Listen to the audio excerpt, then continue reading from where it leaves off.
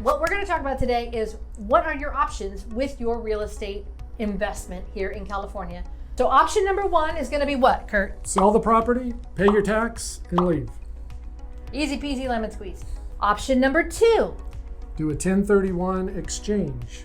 Do we know what a 1031 exchange is? 1031 allows you to exchange your current. Hey there, it's Daniel, your local Bakersfield expert and your favorite realtor. We're leasing it, but you just need to know what you're getting into and whether you're going to buy or sell. So you've gotten into escrow on your investment property. Now the clock is ticking. Let's talk about some of the options that you're going to have going forward now that the clock is ticking. You're closing escrow on the 15th. We need to get after it. Let's cover that in this video. Hey there, it's Angel. Welcome back. So we have more information for those of you that watched the other video that we made last week about your 1031 exchange. Escrow has been opened. We are now getting ready to close. Now we're going to help you figure out how this goes forward with your proceeds. Right, Kurt? That's right. And the way it works is this. Your property is in escrow. You've told everyone that this is going to be an exchange. Wait a minute. Who's everyone? What I mean by everyone is you've notified, and we've gotten what's called a qualified intermediary involved, which is the one that's going to keep us safe so that we can complete a successful exchange. Without having to pay unnecessary taxes. That's correct. That is key. No unnecessary taxes. We don't mind paying Uncle Sam what Uncle Sam is due, but we don't want to pay him anything extra. Well, and again, the reason for the exchange is there's no taxes at all if done properly. So the way it works is the property that you're selling is in escrow. It's been identified as a replace, that you're going to replace it. The proceeds after the close of escrow goes to a company that's designated as a qualified intermediary that just holds those proceeds. You have 45 days from the close of escrow to identify. Kurt, 45 properties. Days is not going to work. It's a tight market. I can't It do is. 45 days. I can't get him a new property in 45 days. That's a lot of work. That's a tough go. Well, there are options that can help make it easier for you, but I'm just explaining the time frame. 45 days. No pressure. Identify the property. Once those properties are identified, then you have 135 days to complete the exchange process. Okay, 180 days total. That's correct. And it has to be done properly. So that's why bringing experts in can help you with this process.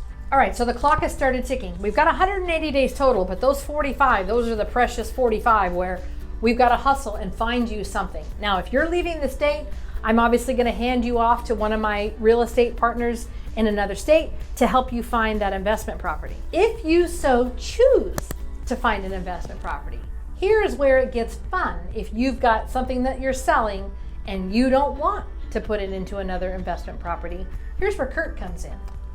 This is for someone who wants to be a passive investor. There are what are called 1031 DSTs, which are... Wait, what? DST? DST, it stands for Delaware Statutory Trust. Very fancy. Basically what it is a trust of institutional grade real estate, which would allow you to take your proceeds and invest in, could be healthcare related, it could be student housing, storage units. But wait a minute, Kurt, wait a minute. It talked about like kind. When you have a 1031, you have to invest in a like kind. Does that qualify? This still is considered like kind because you are investing in real estate. Mama likey.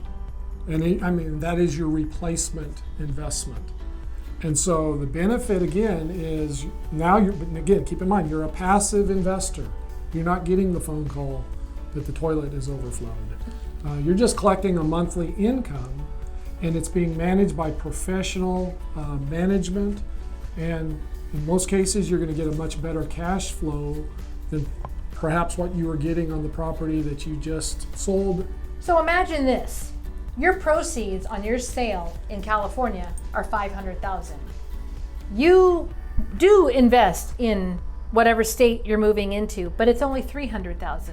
You could then take that $200,000 and have Kurt have him put it in the 1031 DST, and you're winning both ways. You do still want to be a landlord or an investor, in rental property where you're moving, but you didn't find something that actually met that same number, you could still take that chunk and put it into one of these 1031 DSTs, and you're both passive and active investment, right? Especially if your goal was to do 100% exchange. Because anything you don't exchange and you take physical custody of, you pay capital gains tax, which also includes the government will recapture the depreciation that you've claimed over the years, up to 25% of that.